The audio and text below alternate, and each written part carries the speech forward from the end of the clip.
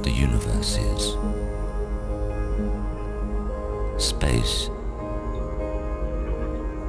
and outer space, a coagulation that becomes a nebula.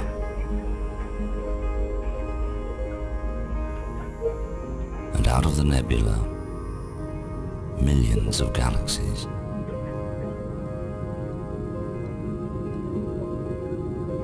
And out of this constellation of galaxies comes forth our home galaxy, the Milky Way, a group of some 400 billion stars orbiting a galactic center.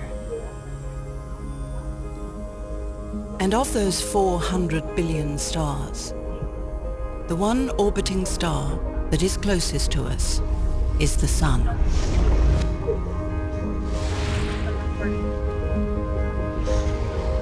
And planets orbit around it.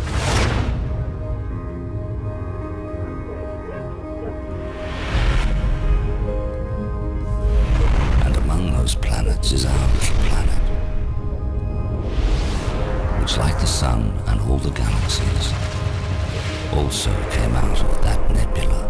Okay, Neil, we can see you coming down the ladder now. That's one small step for man, one giant leap for mankind. And our particular planet was not too far from this sun, and not too close, not too hot or too cold.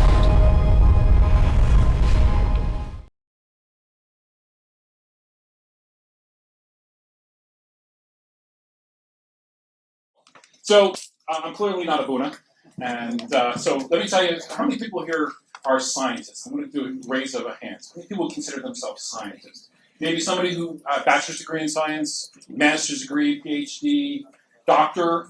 Any doctors out there? Hard scientists, physicists. Do we have any physicists out there? Uh-oh, now I'm in trouble. Okay, astrophysicists, astrobiologists, cosmology. All right. Now, my job today is to kick off a series here at the Well on when science and God collide. Talk a little bit about how scientific theories and religion, when they interact. And there's a lot of different theories out there. This actually makes me very, very at home. Because my background is actually, I'm a scientist by training. So a little bit of history from my background. I started out as a junior high school and high school teacher. 7th and 8th grade math, science, high school. I used to teach freshman biology. It's where those kids came into class as one of those mandatory classes that the kids absolutely positively hated. But they had to be there because everybody had to take it. So show of hands, how many people here do not like biology? All right, fantastic. Now I know what I'm up against. Because my job today is to try to get everybody at the end of today to be a scientist. Okay, you're going to have to see how well I can do that. So after a couple of years of teaching, I got a science bug. And I went back to school. I went back to get my master's degree in biology. And the more I learned, the more I realized that I didn't know. And I got sucked into a PhD. So for the next 6 years, I spent doing PhD work on a topic that probably here no one ever even cares about. Okay, I could rattle off my thesis defense. Okay, the identification of protein disulfide isomerase activity in fibronectin. Now, most of the people here were kind of, their eyes start to roll back in their heads. That's usually what I get when I start talking about what I do for work. But that's a love of science that I have. And so what my job is today, and the speakers over the next 4 weeks, is to not only is to get you guys thinking about when science and religion collide, but also to get you thinking creatively, to turn you into scientists. So by the end of my talk today, my goal is to have you guys thinking like scientists. Now, in the next couple of weeks, then you're going to hear about another topic that Abuna mentioned today in the sermon, stewardship. Okay, we are all here on this earth, and we are called to be stewards. Then we're going to hear about man, the creation of man. And then there's going to be a tie-up at the end. So for the next 4 weeks, we're really going to push the envelope. So these are some of the questions we're going to be talking about. Now, the question I got to tackle with, you just heard my background, I'm more of a biologist. Okay, especially cell biologist and molecular biologist. My research was primarily on cancer. Now, my career now takes me into the world of emerging infectious diseases. So I'd be much more comfortable up here talking about Zika, okay, or dengue, or something else like that. But the whole thing about science, again, the love for science is that it's not just something You know, for me, I'm passionate about cancer biology. I'm passionate about emerging infectious diseases. But what I'm here to talk to you about today is being passionate about learning. Passionate about asking questions, like the questions we have up there. Okay, one of the questions we're going to talk about today is there intelligent life out there? So that's a tough question. And there's a lot of different theories that are being floated around. Anytime you look at the news, you hear all these different competing theories. So who do you believe? And as Christians, we've heard for years and years and years and years is that science and religion are incompatible. Okay, I love this little image up here of the microscope and the cross with the boxing gloves. Because I can't tell you how many times I've been asked in my career by my students, by my peers, how can you be a Christian and be a scientist? Aren't those incompatible? You know, articles in Time. Okay? So the question I asked today, and I know there's other people out here who feel as strongly about this as I do, is no, they're not incompatible. You can be a scientist and a Christian. And I would argue that the more and more I learn, the more I realize what we don't know. And that actually draws me closer to God. Now, typically, there are several different camps in terms of looking at religion versus science. Now, I put up here, actually, these are a bit controversial. I wanted to use this to kind of kick off the idea that we're talking about today. So on the cartoon on the left-hand side, it pits scientists against creationists. Now, these are literal creationists, that the earth was created in 6 days, 6 literal days. And I know that there are the hardcore people who believe the literal 6-day creation argument. Now, today I'm going to talk about that, and actually, that I'm not in that camp. And the Orthodox Church, it's hard because none of us were here. So it's hard. We're going to look at the evidence for a literal 6-day creation event versus the Big Bang Theory. And on the other side, you've got Einstein compared to Jesus. Okay, again, most people think that science and religion are at total odds. You've got 3 different camps. The 2 are at odds. You've got another group that says that they are separate and distinct, and the 2 should never meet.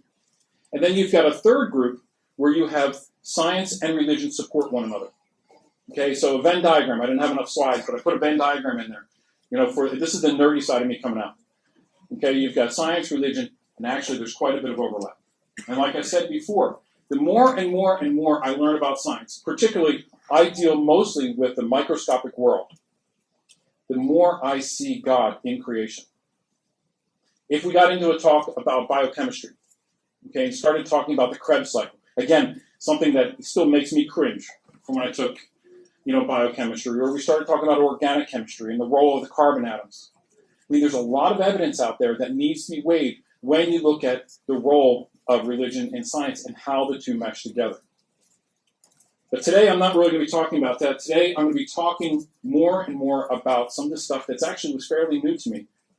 Something that intrigued me, but something that, as I was preparing for this talk, got me really thinking about, particularly it's about cosmology, the origin of the universe. Okay, and that brings in areas I had mentioned, astrophysics, okay, and physics and the laws of physics, and the laws of relativity. And how do all those kind of mesh in? Because those all precede the biology that I love. And so it behooves me to start to understand those things and to really start to engage my scientific curiosity. And that's what it is my life has been driven by a curiosity to understand more about God's creation.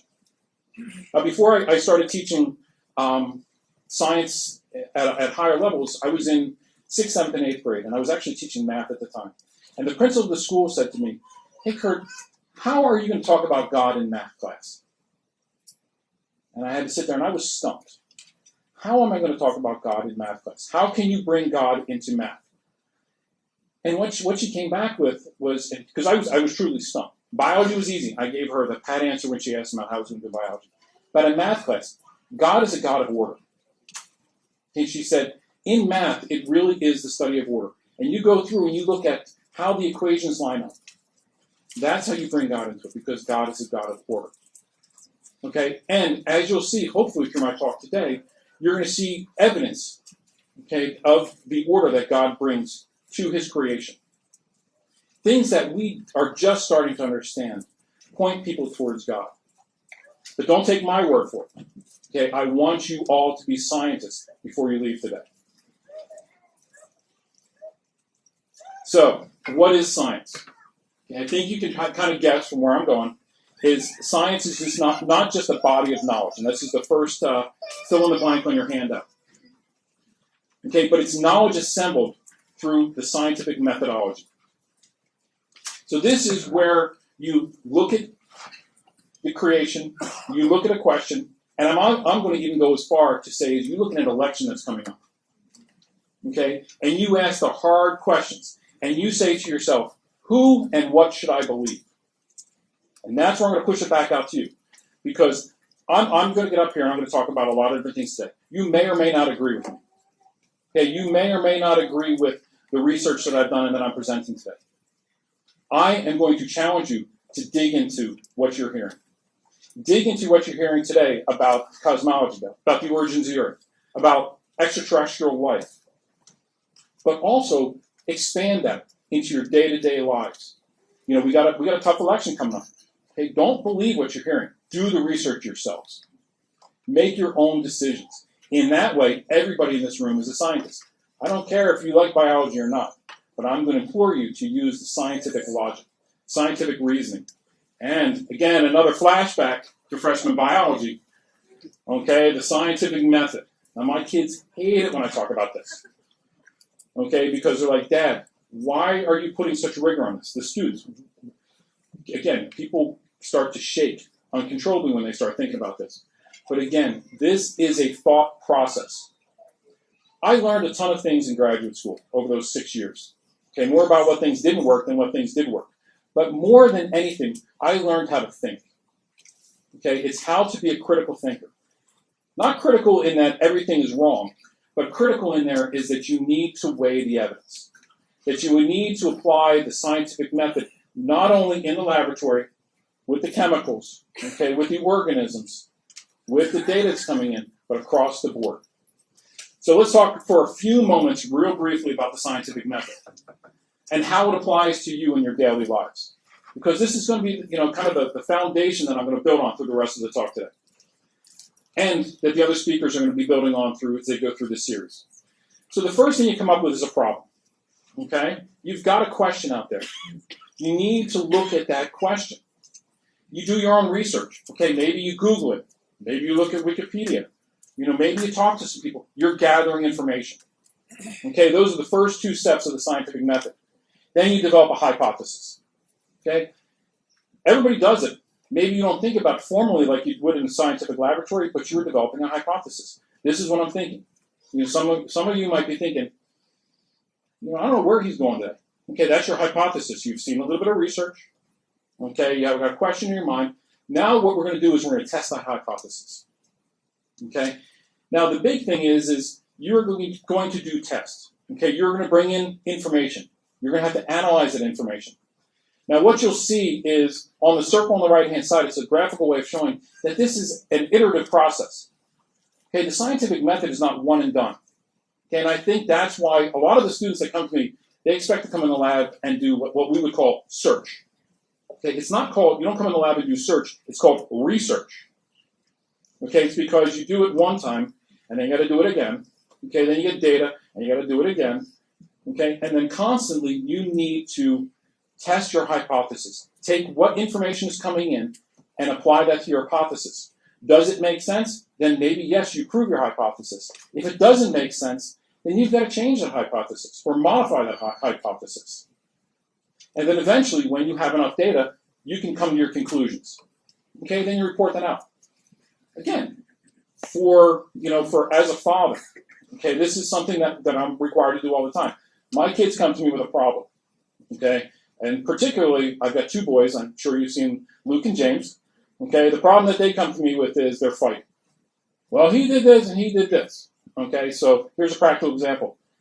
This is where my logical mind kicks in. Who's right? So I have a hypothesis. I come in with a preconceived notion, right? I probably have a bias associated with that. Who I think, even before they come to me, I think I know who's in the wrong. Okay, and it would be easy for me to act and jump to my conclusion and come up with my report, which is discipline, okay, based on incomplete data. So what I have to do is, and I don't always do this well, is step back. Listen to the data that's coming in. re-listen to the data, sometimes 3 and 4 times, separate them and listen to the data. Then eventually come to a conclusion and then report out my results. Okay, practical example of, again, where you can use the scientific method in daily lives. So now, again, I said, isn't this only for scientists? Why am I talking to people at the well about this? I want to make this practical. Okay, this is not necessarily all about cosmology today, all about the Big Bang, okay, all about creation. It's about tools for life. Okay, that's what the church teaches us. The church gives us tools for life, and that's hopefully what I'm sharing with you today. So anybody nodding off yet? That's usually, again, when I talk about biology, eyes roll up. Okay, people start to nod off, and so far, so good. All right, now here we go. Now again, science is a tool. And science is, in terms of a tool, it's one of these things that takes practice. Okay, I'm a scientist. I've been a scientist for over 25 years, okay, in the lab. It's something that I learn something every single day. Again, I love 1 Corinthians 13:11. When I was a child, I spoke as a child. I understood as a child. I thought as a child. But when I became a man, I put away childish things. Okay, this is a tool and a technique that is going to be something that I encourage you. It doesn't matter how old you are, how young you are. Okay, you start building the rigor of your thinking and start testing and asking questions about what information you're getting.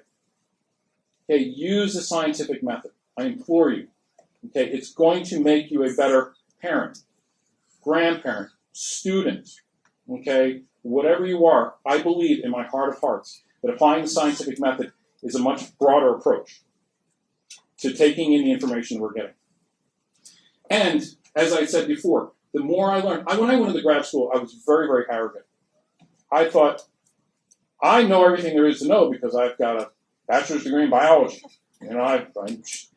I had no clue about how much we don't know.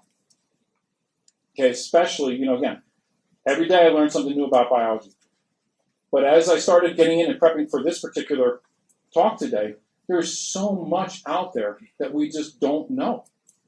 We've been around for a long time. We've got some great tools. But there's so much room for improvement. There's so much room out there. And, again, in society, and when we start off with those cartoons, okay, a lot of times you have two different camps, two very different polar camps. One group saying that there's no room for religion. Another group saying that, it's all about religion. Okay? But you've got to weigh the evidence for yourself. Weigh the evidence for yourself. So, again, in a quote from Sir Isaac Newton, much more eloquent than I, okay, in science we resemble children collecting a few pebbles at the beach of knowledge, when the whole ocean is unknown, unfolds itself in front of us. So, going to get into a little bit of a controversial topic, okay, and this is, every time I seem to get up here to do these well talks, I always get the fun ones. Because the last time, I don't know if you remember when I was up here, just talking about the role of women in marriage. That was another real tough one. Now this one is, the question I have to ask is, a lot of people, you got the creationists are saying, it's a literal 6 days because that's what the Bible says. Okay? Now that's one interpretation of the Bible, and you have to be very, very careful. Because what that's done is that's put people into what many would consider a very, very limited mindset. There's no room for taking in data. And I'll show you in a slide in just a second. That's really what gets people into trouble. Now, please, don't mistake what I'm saying. Don't mistake what I'm saying. Is the Bible a scientific book? Okay? No, the Bible is not a scientific book. Okay? Now, the Bible does make a number of scientific statements and scientific references. And in fact, a lot of the references in the Bible, scientifically, if you look at what was going around in the culture at the time, are much, much more advanced than what you would see at thinking of the time. Think about the Greeks and mythology. They thought Atlas held up the world. Okay, where Job said, no, it's not. And they recognized, a lot of time, but also at the same time, they were limited to time. Okay, they talked about the four corners of the earth because that's what they understood. So, is the Bible a scientific book? No, it's not. If you think about a scientific paper, I'm going to look at Bracy because I know Bracy and I are, we've written and critiqued and read scientific papers, and a number of other researchers out here. when you get into a scientific paper, if I wrote a paper for publication in a journal, okay, what I would do is I would state my hypotheses, and then I would go into excruciating detail to describe my finding and why everybody should believe that finding. Okay, I mean excruciating detail, where I would use all kinds of crazy scientific jargon. Okay, like those words I threw at the beginning. Fibronectin, protein disulfide isomerase activity. All kinds of K-CATs, catalysts, and all kinds of enzymatic functions to be able to provide evidence to support my argument. Now, when you read the Bible, okay, specifically in the book of creation, that's where, the book of creation. I'm making up Bible books. Book of Genesis about creation. Okay, in the beginning, God created heaven and earth. Do we get a ton of detail on how he did that? No, we don't. Okay, is it accurate that God created heaven and earth? Absolutely. We believe that. That is the truth. But when Abuna was talking in his sermon today, okay, what are the two things from the Bible? What is the Bible there for? Does anybody remember from the sermon? Actually, audience participation. Salvation and stewardship. Okay? Stewardship is actually going to be next week's talk, so I'm not going to get into that one. Okay? And salvation, again, is not something that I'm going to talk about today. But the Bible is primarily there to teach us about salvation and stewardship. Is there science in there? Yes. Is it a scientific manuscript? Is it a scientific book? No. Okay? So, but, please don't ever mistake me. It is true, it is accurate, but it is not a scientific document. Now, when people take it as a scientific document, that is where we start to have these camps, these polarizing camps.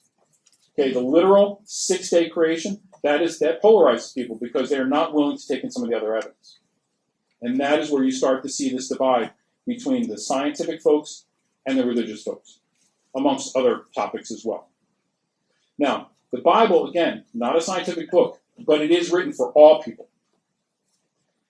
And it's not using highly technical jargon, because if you write something for a specific audience, okay, it doesn't matter, maybe we're writing something for the physicist, or something for the botanists, or something for the biologists, you're going to lose the rest of the audience, because you're going to go so far into the weeds that you're going to lose the rest of the people, your target audience. So in this particular case, it's written for all people. And it also tries to tackle, okay, topics that are incomprehensible to people. Now, Isaiah 55:8-9 says, "For my thoughts are not your thoughts, and not are your ways my ways, says the Lord. For as the heavens are higher than the earth, so are my ways higher than your ways, and my thoughts than your thoughts." Now again, the Bible is there to show us the need for a Savior and to guide our steps. It is a tool. So one of the things that we have to think about it is Scripture is there. It talks about, again, huge host of topics. Today we're talking about one very, very small aspect. But you've got things as prophecies, the last days, Antichrist, Christ's second coming. Okay, the Bible would have to be volumes and volumes and volumes larger to be able to hit in depth all those different topics. So one of the things that we need to look at is our understanding of Genesis by building on the research that's out there right now. Okay? Does it make sense so far? Is everybody following me?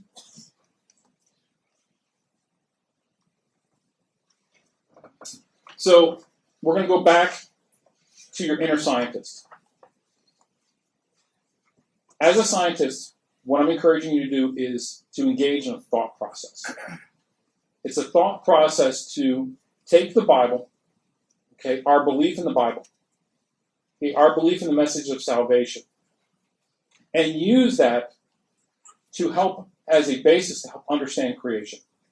And in this particular case, we're going to understand the origins of the universe. So again, my goal today is to make each one of you a scientist before you leave today. First step is to understand kind of where your foundation lies. Now, this is where we get in a little bit of trouble too, and so I'm going to throw out a couple pitfalls that people run into. Everybody starts off with a scientific bias. Everyone. Doesn't matter in what field you're in. And the scientific bias can say, I don't like where this is coming from. I don't want to hear what they're saying. I'm going to shut it down the information. So you're limiting your data set. Okay, maybe you've got some information. Again, let's take it to the election. I hate to go there, but a lot of information coming at us. You might not like the source, and so you're going to totally shut it out. Now, I'm going to encourage you to be open-minded. Okay, to don't limit your data set. Look at all the information that's coming in. Some people also establish unwavering conclusions prior to reviewing all the data. Let's go back to my kids. Okay, Luke did it. Doesn't matter what I hear, what other information, doesn't matter what Luke presents. My data set is Luke did it. That's it. I'm not going any further. Okay, that's where people get into problems, and people do that all the time when they're comparing something that they're very passionate about. People are passionate about science and religion, and sometimes people will lock themselves in and will not look at the information that's being provided to them. And then, even if they do take it in, they're so rigid that they can't accept new data as becomes available. So maybe they heard something, and again, think about some of the early geocentrists versus heliocentrists. Okay, so geocentric is that the Earth was the center of the universe. People locked in on that. They were not willing to look at the additional data that was coming in. We now all know that the Earth and the rest of the planets revolve around the sun. Okay, but there were people who said, I'm locking in. I'm not going to take this data in because I don't want to hear it. I don't want to hear it. And that's where a lot of people get into problems. Again, when they become so rigid that they can't take in additional information. It doesn't matter how unbiased you think someone is. There is still a bias to science. And again, I know that the researchers in this room who've tried to publish a manuscript, okay, might think they've got the best data out there and it's very, very compelling. But they're going to run up against somebody who, for some reason, they just don't believe you. And one of the things we do is we have to recognize our biases and try to work within those frameworks. But please don't take my word for it. St. Augustine, okay, the Church Fathers. We've got to look to the Church Fathers. Okay, again, because I'm in a very controversial area here. Okay, and I'm presenting some evidence, some thoughts up here that people might not agree with. So what do the Church Fathers think? And St. Augustine, and I will actually read this verbatim, we read the events of the divine scriptures about hidden things and things most removed from our eyes. It will be possible, saving always the faith which fills us, to formulate various opinions about these matters. Let us then not be too hasty in accepting any such opinion which, were the truth to be sought more carefully, might afterwards be found unsound, and lest we might be found in error by attempting to establish what is but our own view to be that of the Scriptures, whereas we ought to wish that the view taken by the Scriptures should become our own. Again, it's expressing caution to take information in, process that information, use the scientific method, review that information. Okay, don't just take it. Again, you might have a very good source, but you've got to review the information on your own. You've got to be your own scientist. All right, so shifting gears a little bit, okay? Pretty heavy so far, okay? This is a call out to, my wife loves the sound of music.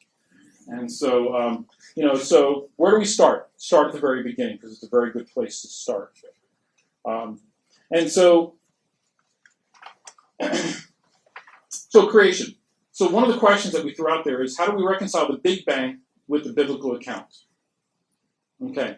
So Big Bang is, again, I'm not a cosmologist, and that's people who study the origin of the Earth, but I am a scientist. And this is a topic that is actually very, very intriguing to me. It's because, again, you've got to have the creation. Creation's got to start somewhere, and then we follow along. So the Big Bang theory, and I'm going to actually go through it step by step because I didn't really understand it very well, and quite frankly, there's still a lot of parts about the Big Bang that I don't get. But I do believe that the evidence and the theory behind it is actually pointing more and more towards God. And I'm not the only one that thinks that way. But let's see again, I'm going to put some evidence up there for you today. Test the theory a little bit and see at the end and see whether or not you agree with me. Now, one of the things to keep in mind, okay, very, very interesting, I probably should put this in the back because it kind of steals the thunder a little bit, is that the theory itself was the brainchild of a very devout Christian, okay? It's Monsignor Georges Lamartre, okay? So for those of you who don't know the Big Bang Theory, it actually lays back down on two theoretical pillars. All right, one is general relativity. Okay, this is Einstein back in 1916. Okay, what they were trying to do is they were seeing, when they were watching solar eclipses, they were actually seeing light bending, and they couldn't explain it using standard Newtonian laws. And so they kind of had to figure out, and they said, how does that work? And so what they found out was that using the theories of general relativity, they were actually able to explain how light bends around the sun through observations. And actually, that's held up. They've been doing more and more scientific research on that, and so that theory has actually been holding up. And so one of the things about a good theory in the scientific method is that it will stand up through testing over time. Okay, it's not just going to fall apart. So this is one of the bases of the Big Bang model. And then you actually get into another one that's called the cosmology principle. Now, the assumption there is that the matter in the universe is homogeneous and isotropic when averaged over a large scale. So isotropic, you remember exothermic, isothermic, so same temperatures. And so, again, another one of these theories, a lot of details there. I'm not qualified to get into a lot of the details. Suffice it to say that these are two founding principles, and as they're testing those now, as the scientists are out there testing these theories, that they're actually holding up. So that's the foundation. Now, in terms of just before the Big Bang, and this is where it really starts to get interesting for me, is that, look at the first line up there. Okay, and this actually came from, this is not something I pulled out of a book, this is actually from the NASA website. Okay, and this one turned around from Harvard. And the big question is no one really knows where the universe was before the Big Bang. Okay, and so again, there is still a lot of unknowns about the origin of the universe, and even before the Big Bang started.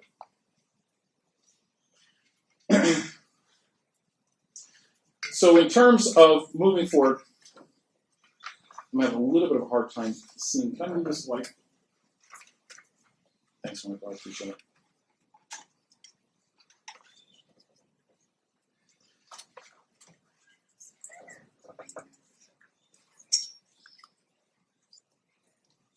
So, okay, so sorry, I got thrown off there a little bit. In terms of the Big Bang, I'm not going to go through a ton of details on the particular Big Bang theory because there's a lot of other things that I want to get to.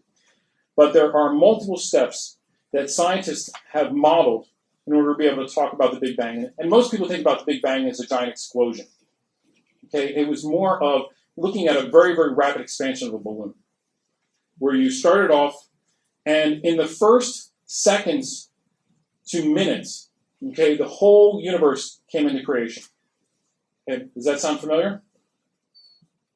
But scientists now, they've been going back and things that on the religious side that we've believed, and we said in the beginning God created the earth, they're now going back and tying astrophysics and biophysics and all kinds of relative theories and physical theories to tying back and being able to trace what they believe happened from the beginning of the Big Bang. Now, we still don't know what happened at the onset of the Big Bang, but they've been going back to model. And in these particular slides, and I know they'll be made available, it starts to show some of the evidence for the Big Bang and what happened in those first minutes.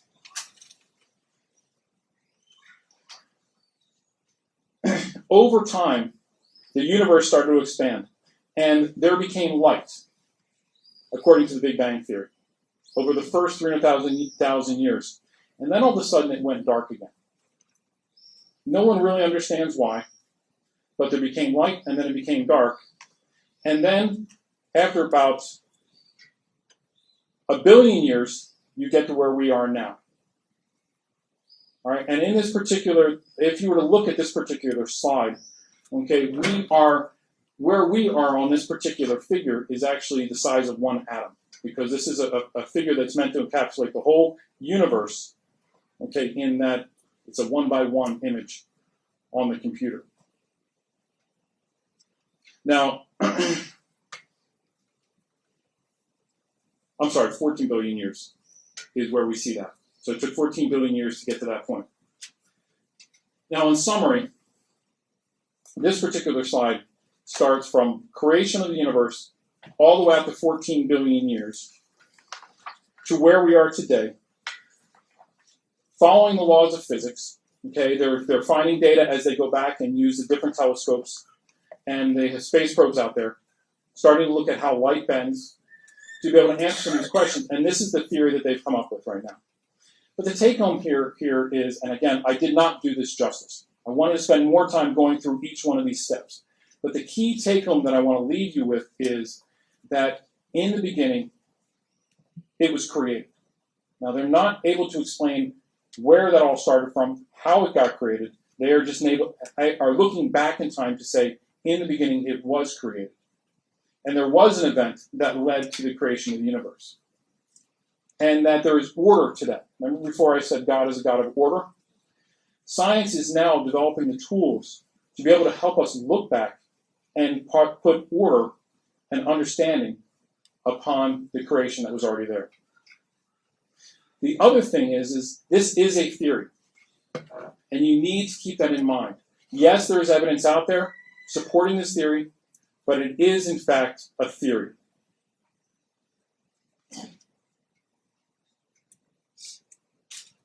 But there is a question. Is this the only theory? No. Okay, this is one theory. It tends to be the most popular theory right now, but there are many other theories out there. Now, there are other astrophysicists saying that people need to be aware that there's a range of models that could explain the observation we're seeing. So there's a lot of evidence coming in, and there are other models that can explain that. But again, the preponderance of thought is that's leaning towards the Big Bang Theory. Now, one of the things, again, I would encourage you to do is that we need, as Christians, need to be looking at the information that's coming out, looking at the source of the information, and recognizing that cosmology within Christianity is not a dogma. Okay?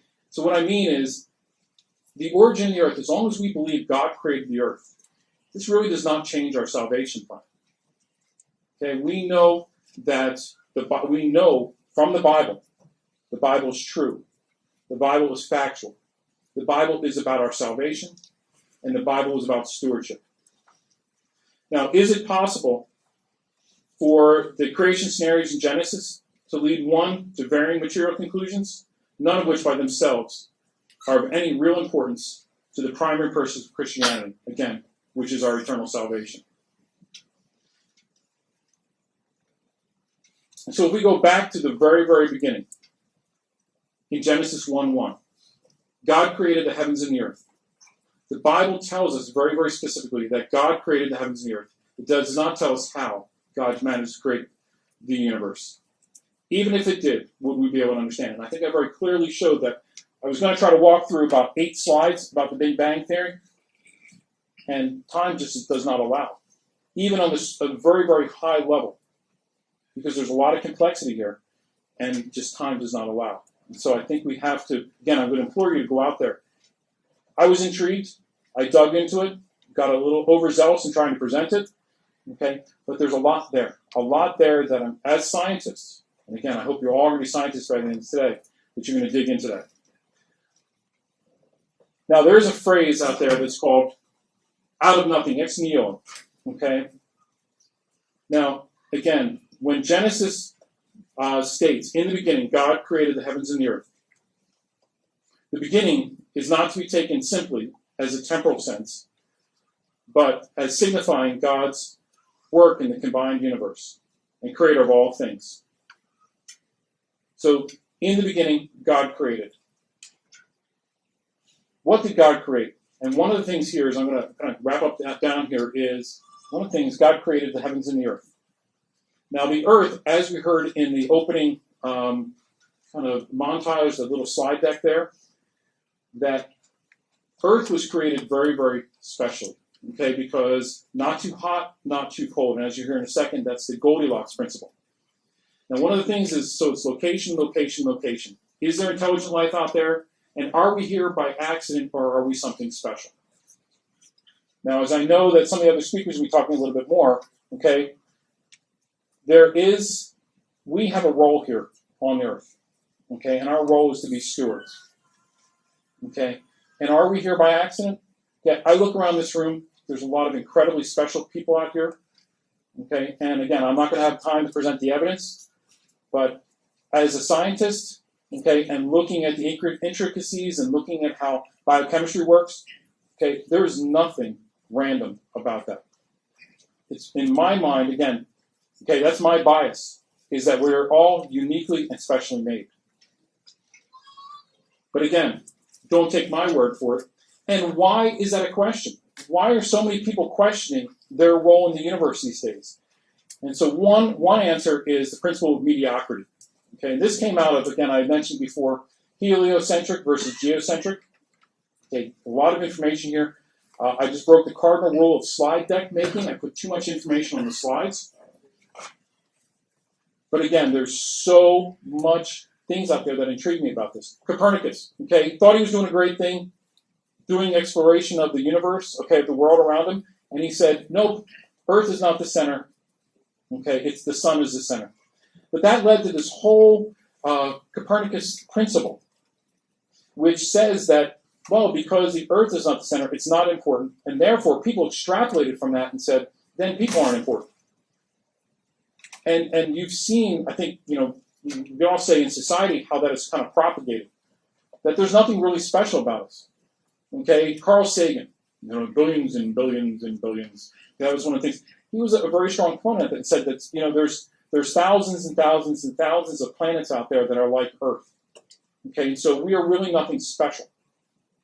And again, I think that is the kind of thinking that runs directly afoul with religious thinking, because we are special. God created man. Man is the pinnacle of his creation. Okay, now, you know, we are special in that sense.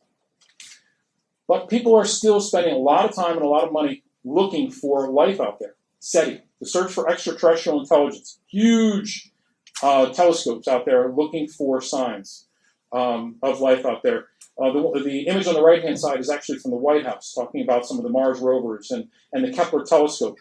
And some of the tools that we have out there are actually looking for extraterrestrial life and trying to understand the universe. Now, some say it's out there, and some say we just haven't found it yet. So we keep looking.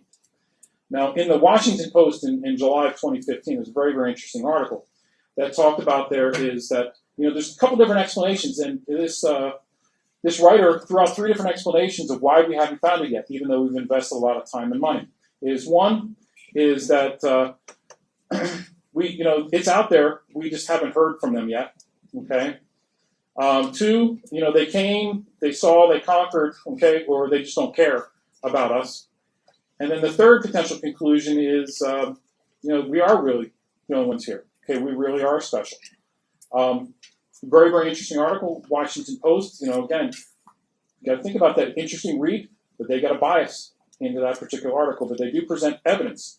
And one of the things I didn't mention, but Stephen Hawking, I don't know if people know this, you know, spending a lot of money, hundreds of thousands of dollars, actually to self-fund research into extraterrestrials out there. Okay, in addition to the money the government is spending. So one of the big challenges I think that we've seen is, and again, it was in the movie in the very beginning, is why are we not seeing life out on other planets? Is because we live. Earth is in a very, very special place. They call it the Goldilocks zone. Not too hot, not too cold, just right. Okay, and they call it the Goldilocks zone. And there are, you know, we have other galaxies out there. There's other suns out there. Okay, there are other sizes. You know, other planets are similar size, and they've even been able to identify liquid water on other planets, and those are all keys to life. Yet again, we don't understand, but we still have not yet been able to find extraterrestrial life. And so one of the questions that comes up, and this was another article or a manuscript talking about the privileged Earth, okay, about how Earth was uniquely situated to be able to support life. And so, again, a lot of information here, more than I can get into today, but things about plate tectonics, the magnetic field, particularly how, you know, when you have solar flares that interrupt our cell phone service, but we're actually relatively protected because of the magnetic field of the Earth. It's pretty interesting. We have a very special environment that you don't see on other planets. There is some of the larger planets actually protect us from asteroids, and so there's some recent evidence for that. And so, again, evidence being presented about Earth being totally unique in the way that it sits, the way that it tilts, the way that it has other planets around it, its magnetic field. But again, don't take it from me. I encourage you to go out there and look. Understand the evidence for Earth being very unique and why we are unique creatures on that particular planet. Now, one of the article, Dr. Gonzalez said, okay, there are other people too, again, bias. People talk about life on other planets. Are they talking about advanced life forms, or are they talking about microscopic life forms? Because in this article, he says that if you meet a planet that could support simple microbes, then yes, there are probably quite a few in the Milky Way. If you meet a planet that could support complex animals, then I would say Earth is probably the only one. There's some evidence recently, there's some evidence that came out in terms of an asteroid that they found up in the Arctic realms, that they think that they found evidence of microbial life.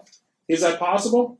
Okay, from a scientific standpoint, again, we've got to be careful not to rule out the data set. There's information coming in there. Is it compelling? Is it true? We don't know, but we have to try to fit that into our model. And so this particular scientist is saying, yeah, it's possible.